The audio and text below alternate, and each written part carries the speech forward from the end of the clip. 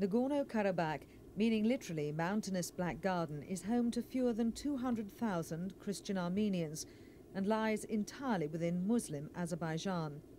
Since 1988, the Karabakh Armenians have been fighting for independence or union with Armenia.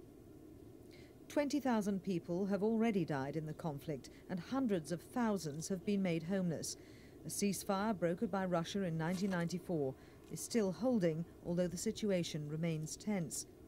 In the graveyards of Nagorno Karabakh, those who died in the bitter fighting are mourned.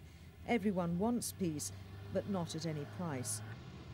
Armenian forces now occupy over 20% of Azeri territory on both sides of the Karabakh enclave, and the major sticking points at the ongoing peace talks are the return of this land by Armenia and the lifting of sanctions by the Azeris. All this before any discussion on the future status of Nagorno Karabakh. But the people here are suffering. It's taken this family 2 years to afford to erect a headstone for their son, killed in the fighting. Stepanakert is the capital of Nagorno Karabakh. Most of the city was destroyed during the years of fighting, and little rebuilding work has been done so far. The Azeris have all been driven out of the enclave, and hundreds of Armenian refugee families who originally left because of starvation and the bloody fighting have now returned to their homes. But even though the fighting has stopped, life is almost as hard as before, and the majority of able-bodied men between the ages of 18 and 43 are still serving at the front line, guarding the eastern border with Azerbaijan. For those left behind, the years of an energy blockade and sanctions imposed by Azerbaijan have inflicted severe economic hardship. Many homes have no running water, and others have had their supply cut off when they've been unable to pay their bills. The average single wage in Nagorno-Karabakh is the equivalent of $7 per month, so most families try to find more than one job. For those families who've lost the main breadwinner, and for others disabled in the conflict, life is even tougher. In the poorest parts of Stepanakert, life is very much from hand to mouth. All the family members help in the struggle just to survive. In one of the homes for poor people, Nasia Atasyan lives in one room with her husband and 4 children. Her husband earns the equivalent of $10 a month, but it has to support 6 of them as she herself is unable to find work. Sometimes she wonders about the future for her children, but mostly she's just concerned with filling their stomachs each day. We just buy bread. After we've paid our debts, we just have money for potatoes, rice, cereals. We can't afford meat. We've no money for that. But Nasia doesn't have to look very far to find others even worse off than herself. In another room, in the same house, live widow Eleonora Mercian and her 3 children. Eleonora's husband was in the army and died fighting the Azeris. All she has is his meagre pension. Rachid Georgian also served in the army and was wounded in the fighting. He has to work to supplement his invalidity pension, the equivalent of $8 a month for the whole family. Others have nothing left and can only resort to begging for a living.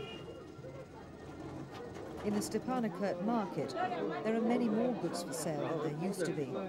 They come from Iran, Turkey or Russia via Armenia. Most families can only afford bread and potatoes as prices are so high. Many people supplement their incomes by setting up small stalls in the street and selling anything they can lay their hands on. Others cultivate small holdings and grow fruit and vegetables for sale. For some families, this homegrown produce is literally all that they have to live on. This factory, which makes furniture, is the only one still operating in Stepanakert. During the war, more than 50 bombs fell on the building. There was tremendous damage and hardly any area was spared. Today, some reconstruction work is in progress, but it's a mammoth task. There's also a problem with finding skilled workers, most of whom are still serving at the front. Before the war, 320 people worked in the factory. Now there are only 80 or so, mostly old people. But it's a start and a measure of the spirit to survive and rebuild, so strong in the Karabakh Armenians.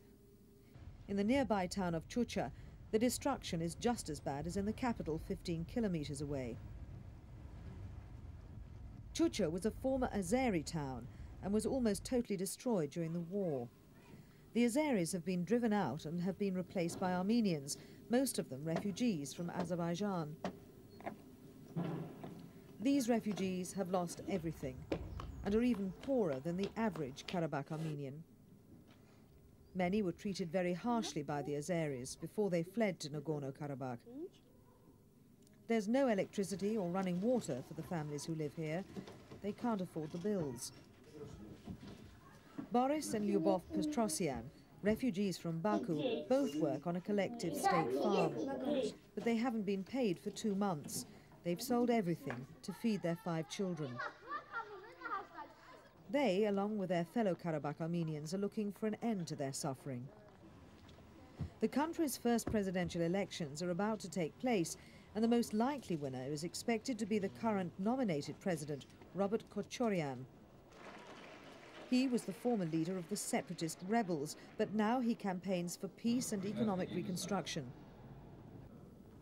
Many Karabakh Armenians say that they've heard it all before, but they're thought unlikely to vote for the other 2 candidates, communist Ernest Melkunian and centrist Robert Aruchanyan. After such a bloody war, most now want a lasting peace agreement. My campaign motto is peace and independence. Here are the main themes of my campaign. A peaceful life with social and economic reconstruction. But we have to first resolve the problem of our identity and independence. But until that problem is resolved on all sides, the peace can only be an uneasy one. The Azeris could attack at any time, and the Karabakh soldiers are always preparing for another war. They are ever watchful and on guard. The future of their country depends on it.